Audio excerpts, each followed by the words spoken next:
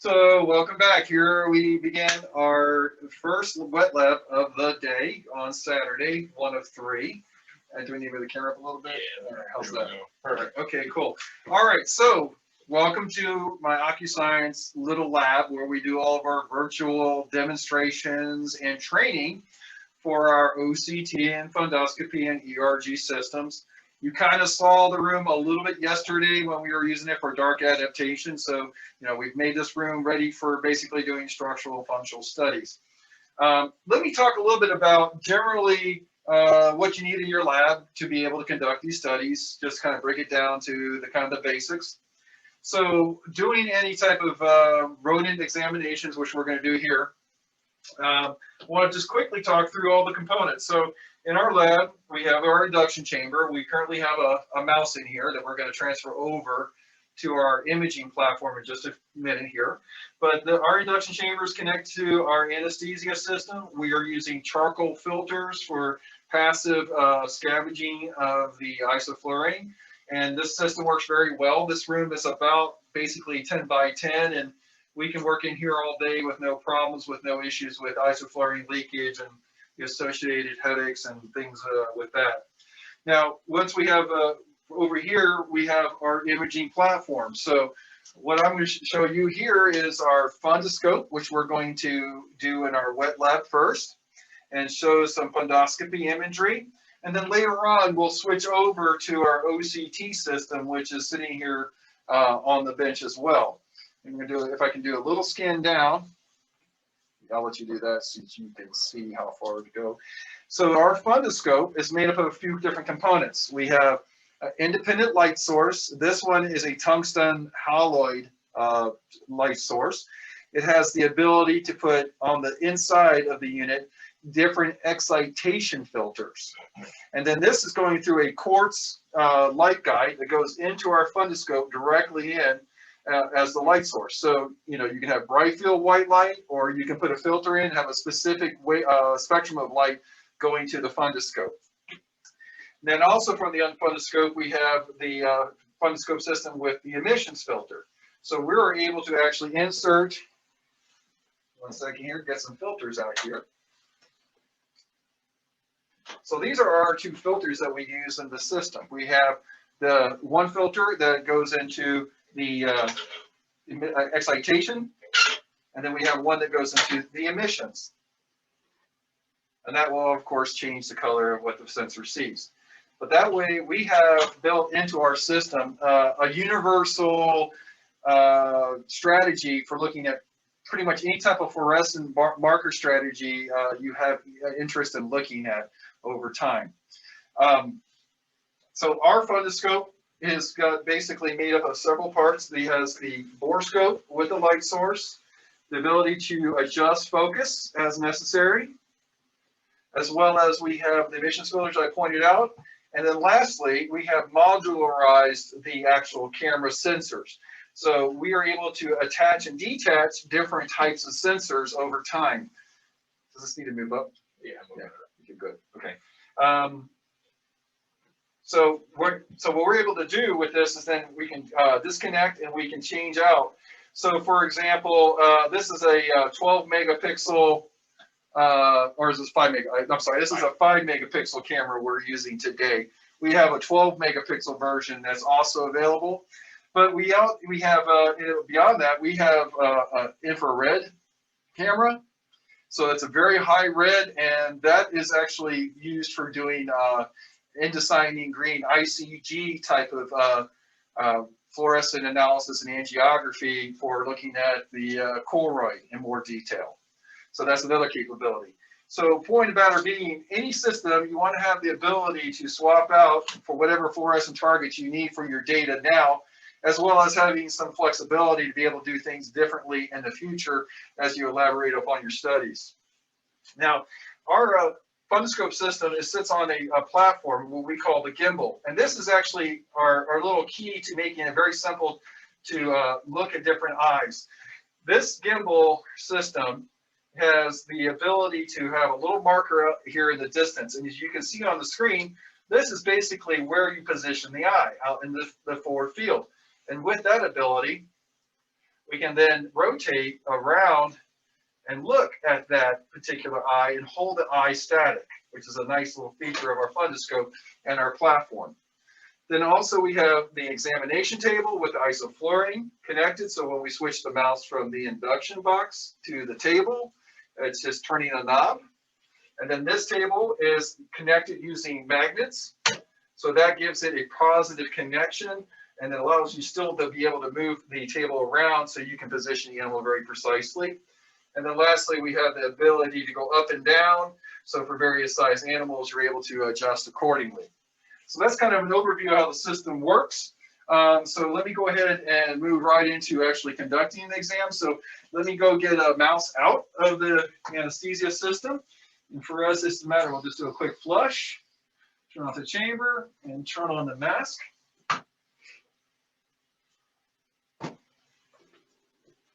And I'm now going to, says, little face into the face mask, which is anatomically correct. So hold it nicely in position. You can see that one of the benefits of the way our mask is set up, that eye is in a nice, clear position. So now we can get in and look around in the eye using the fundoscope.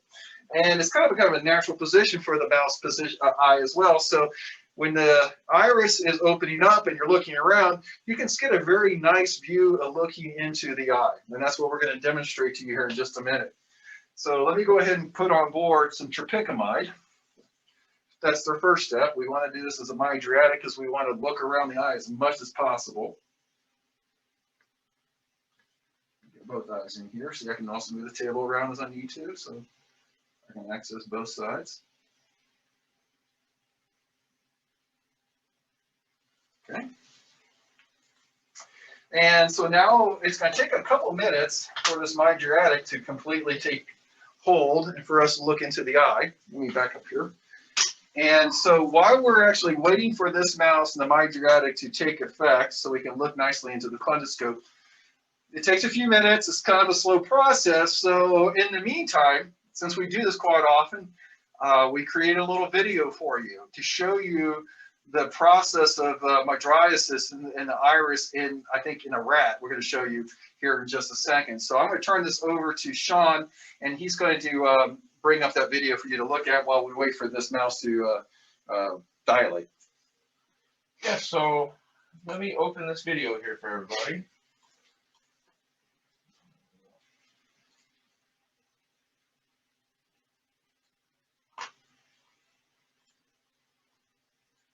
If I can share my screen properly.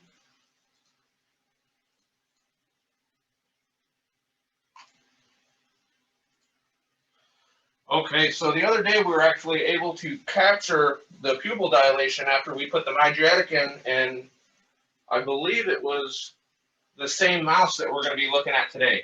So what this is going to be is just right after we put the tropicamide in the eye, we sat and watched it with the video and sped up parts of it as well. So that's where we've applied the drop. Now, if you focus into the center of the eye, into the orange of the pupil, you can see it expand.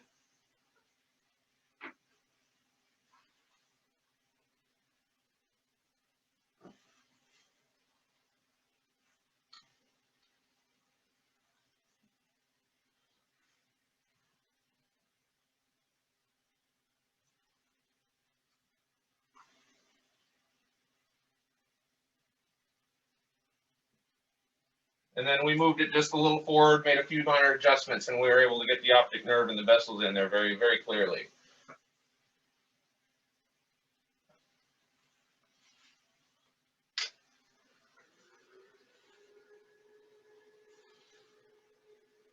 So if I go back, I can kind of show here just in a real time as we can see how it starts.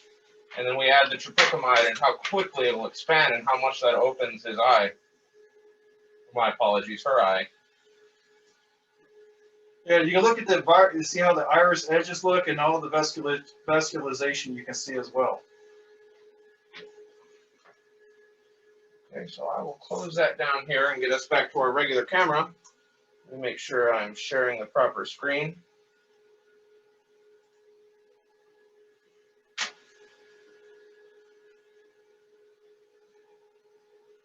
Camera share. Okay. Okay.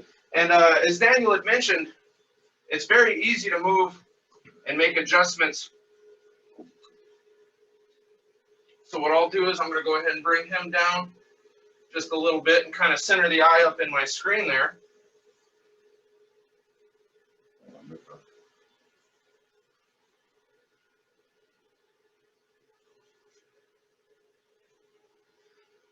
Now we're using a few other things other than just the tropicamide. We have some distilled water, and we're also going to be using a gonioter just to keep the eye hydrated, because of course dry eye will directly affect our images.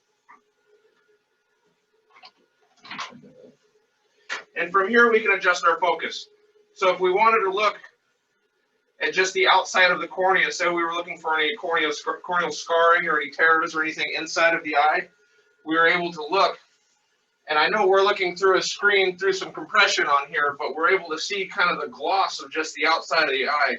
If we put a water drop on there, we can see the water drop go through and see it go from kind of a gloss to a matte of the eye to see the cornea very well there. Now from in here, I can actually see the dilation. I can see the inside of the pupil from here. And what I'll do is I'll put a little gonioter in here, or gentile tears, to act not only as hydration, but also as a coupling agent to be able to look cleanly inside of the eye.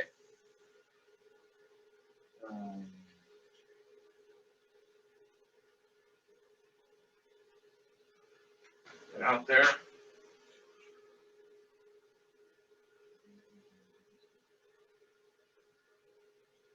And I can adjust our focus, and we can see is right when I went into the eye, I got a very good optic nerve and I got the vessels, but we can see down here I actually have the lower eyelid.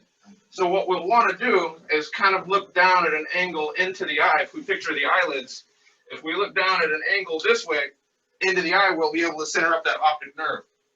And the same with our light. If we make our light just a little bit brighter here, of course we're going to get a little bit better of an image there. So I want to look down into his eye. So what I'll do is I'll back this out. I'll lower him down a little, and then I will just adjust my angle. I lowered him just a little too much, but that's okay. Now I can come right back in. I'll apply just a little bit more of this gonioter on here.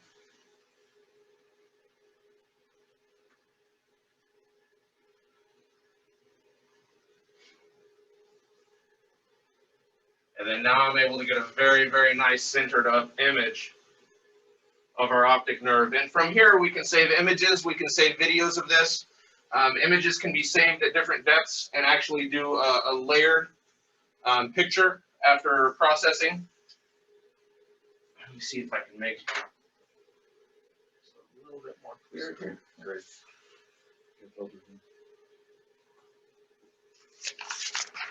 Okay. Well, and I'll go ahead and put the filters in just to show what they do here. Now our excitation filter is going to adjust the wavelength of the light going into the eye, in which we see that adjusts the color and actually puts us in the proper spectrum. And then our emissions filter is going to cut off the top of that spectrum, and it just makes sure we're in the proper wavelength of the eye. Now here we won't see anything.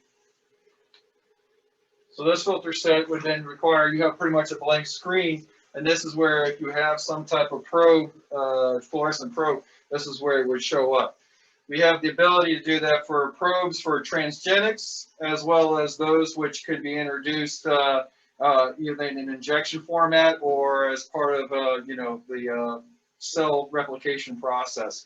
So those cells get turned on when they become present in the particular tissue. So we have some examples of this. Okay, so there are questions that come up about the water. So this, we're actually in this circuit. PBS is what we recommend. We basically have distilled water at this moment in time, but yeah, that's PBS would be, or saline, because those are more isotonic. Okay. Okay, let me see if there's any other questions. There's a few questions are rolling in here. And so maybe I should stop here and let me just, I'm actually going to let Sean drive here. Let's see. All right, good. Now I can move through here. Do you know if there's a difference in time it takes to fully dilate if the animal is anesthetized or not? Well, the dilation is only going to occur. Well, yeah, that's a good question. So is there a difference? I guess that's a clinical or more of a Jill or Ron question answer. Is there a difference in the time it takes to dilate between awake or not, awake and sedated?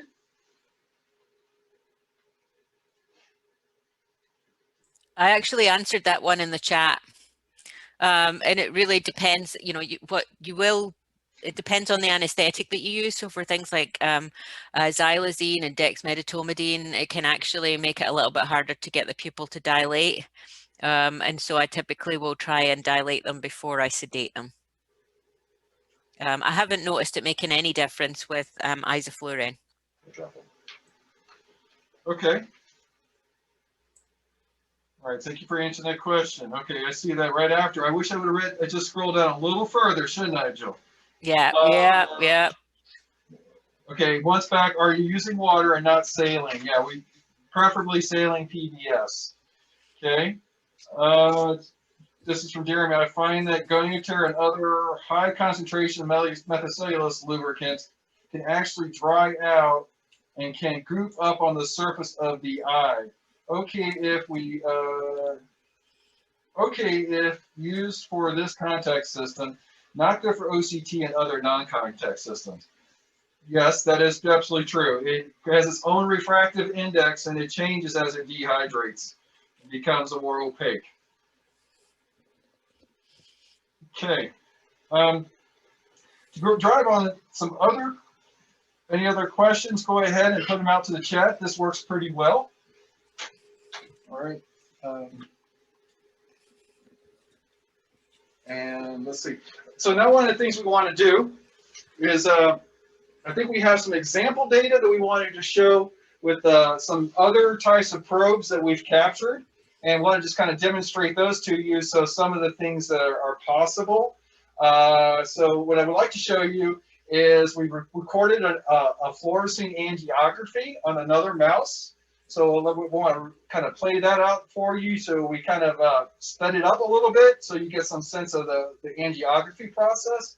And then we're going to show some examples of some GFP images and a couple some novel specimens of fundus we've also captured. So I'm going to turn this over to Sean because he's going to drive his computer and kind of go through those files. This file here, and this was a video we captured not too long ago of the fluorescein angiography.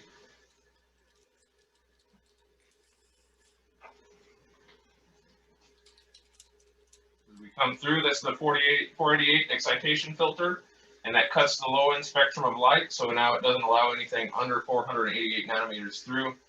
And then with the 525 inserted on the emissions filter into the fundoscope itself, now we're running in between the 488 and the 525 spectrum of light. And as we can see, we can barely see. All right, sorry everybody, my monitor decided to just turn off on me there. But back to about where we were, as we can see it's slowly starting to come in here. And in just a moment, I actually speed it up a little. Okay. Okay. Sorry about that. Try sharing this from this screen here. Okay, we're on. Hey, one of those somewhere over here.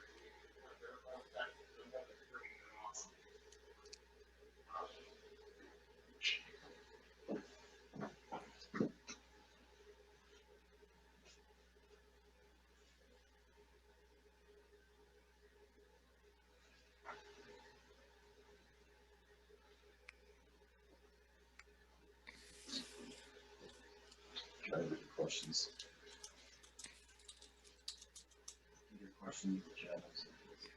Daniel, I'm trying to just answer the questions as they come in, but we can kind of read them out if you have gaps. Okay. Yes. Oh, so you're answering in the chats as well. Yeah, I am. Okay. Right now, unfortunately, it's a little hard for me to read the chats. It's kind of Yeah, small. yeah. No, it's fine. It's fine. So I'm like I say, I'm kind of taking care of it. If so, people post a question and I know the answer to it, I'll try and Okay. answer. Hey, should we talk about any of those questions, Jill? I think some of them we can come to. You know, you said you've got a video of GFP. You can show, and I've explained what that was.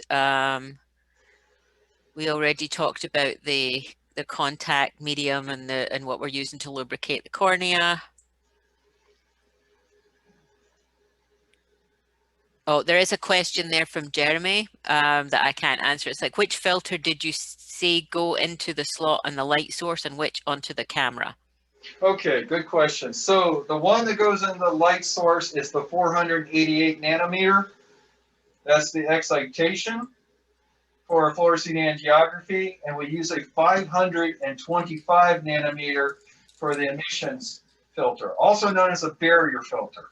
But yes, that is the standard for fluorescein angiography.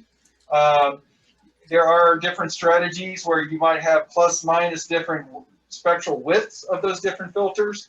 But this is what we pretty much have settled on, and it fits pretty much into everyone else previous literature as well. Yeah, okay, so now that we've gone through the fluorescein angiography, I hope that was somewhat meaningful for you to see how that looks in a rodent model. A couple other things we'd like to show you as part of the wet lab are some examples of some other interesting things that we've done and compared, and one little comparison as well, but just this one came from a customer. So this picture, it's going to pop up here. Is it up? You should see a very, very weird fundus. Let me ask a question. We may have given the answer away, but I was going to say, does anybody know what type of fundus this is?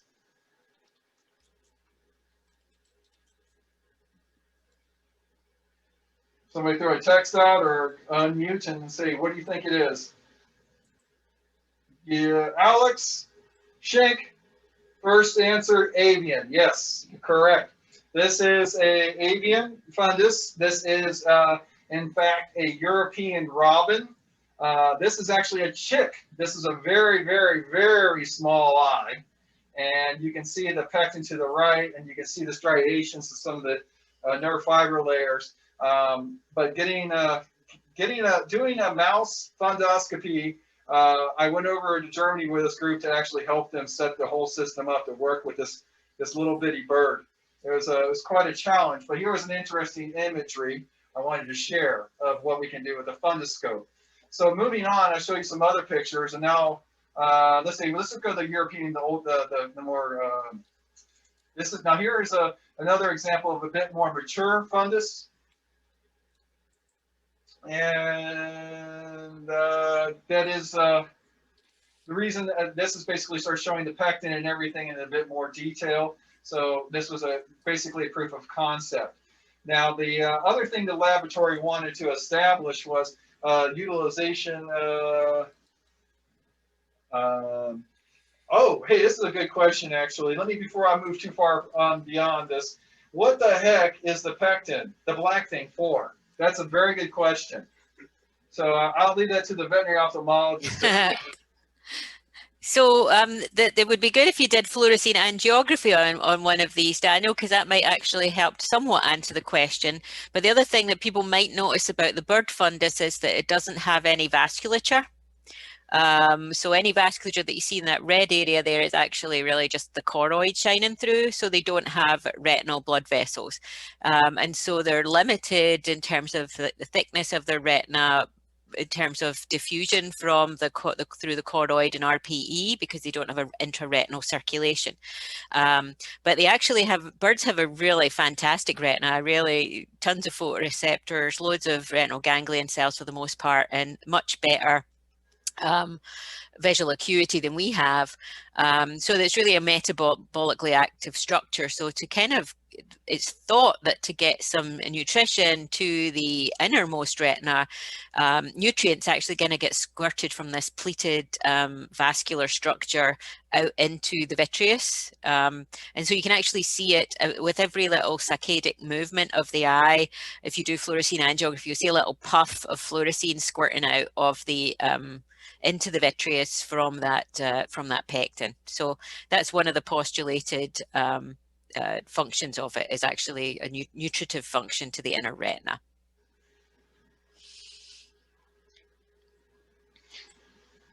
So that's a good explanation. I appreciate that. I've been learning about birds fundus as part of helping this group in their research. The reason we were doing the European robin, I'm not sure if anybody's aware, but they have an ability in their visual sensory pathway to have what they call cryptochromes that actually orient and actually sense magnetic fields. So this robin, the European robin, is a migratory bird. And so part of the mystery on how is it they can always get back to their breeding grounds over, months and years, and how is that programmed, is part of the whole study. So that was the reason we were working on this. And because of that, they wanted to try to label certain cells with GFP. So this is an ongoing effort, but we took one step in between, and that is we did a similar GFP strategy in a mouse model. So I'm going to show some examples of that next.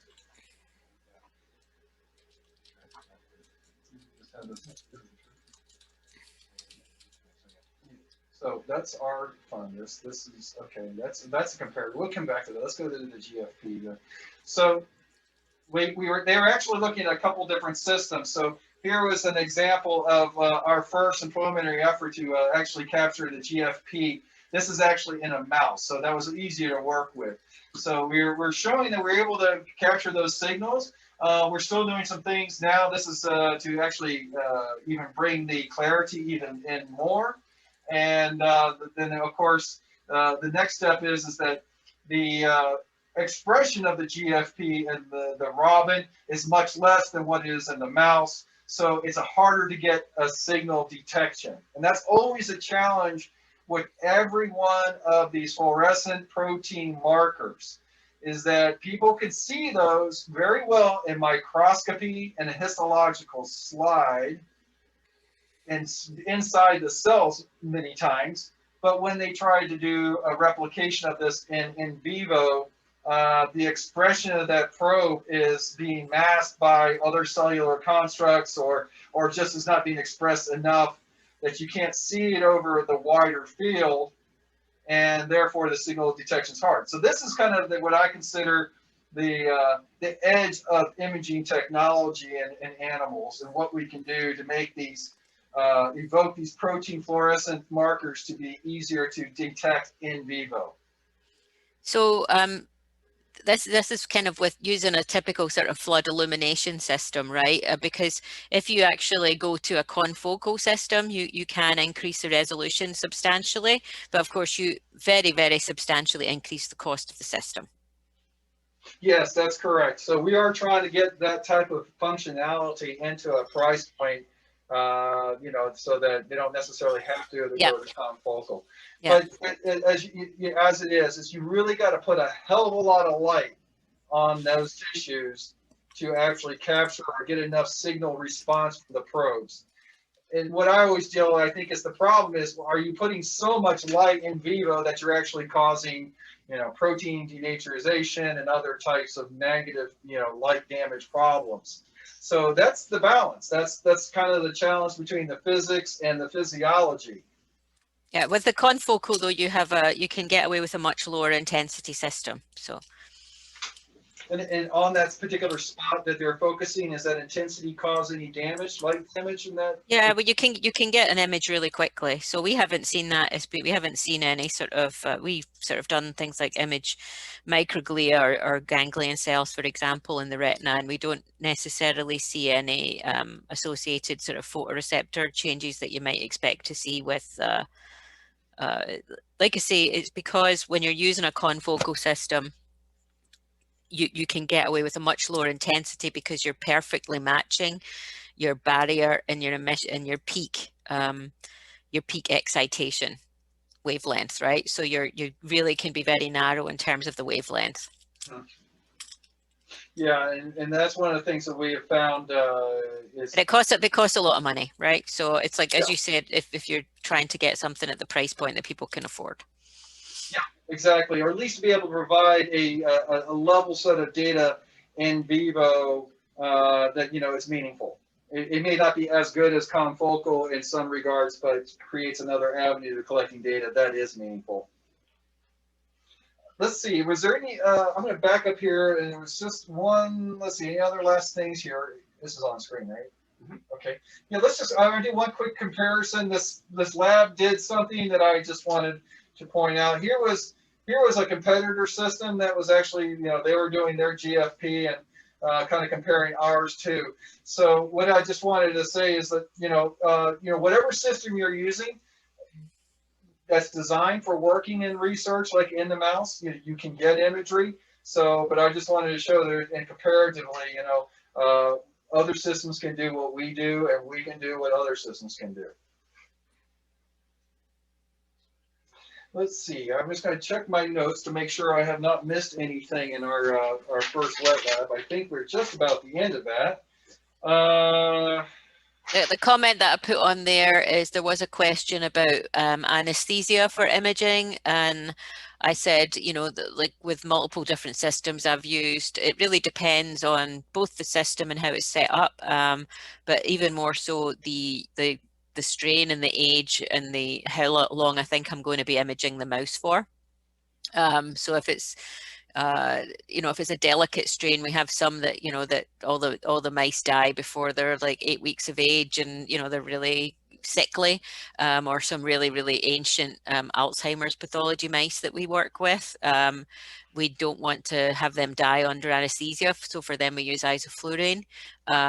But if, you know, we've done studies where it's been young, otherwise healthy black sex mice, and we just do use ketamine and xylazine for them. But the one thing that you guys might have noticed as Sean was actually doing the imaging, that you'll have seen the image going in and out of focus a little bit, and that was as the mouse is breathing, its head will move. And so what I do is I put a little bit of double-sided sticky tape on the stage, on just, you know, just like Scotch tape, on the stage underneath where their chin's going to go, and it's not holding the mouse completely on the platform, but it's just gently stabilizing their head without restraining their head or restricting their airway, and it just stops their head bobbing up and down quite so much as you take your images. Yeah, we're going to throw it back to the camera here, just exactly to your point. Jill, that's definitely something that can be done right there in our face mask, is put the tape on. So you'll see how much, you know, as the mouse is breathing there, and you can actually watch it and see how much it moves its little head and moves its eye. So when you've got you know, it's got to be precisely focused, then that little bit of sticky tape can just help, because it can still move its chest completely, but doesn't move its whole head. Okay, that's a good point, because clearly one of the detractors for good imaging quality is motion artifacts. So whatever you can do to mitigate that, and that's a good point to highlight, Jill, for sure. If you should need any assistance with the course, technology, or any problem, please feel free to email us at info@ocu-science.com or call us at 866-250-3937, extension 6, and we'll be happy to help you. Thank you again for attending our course.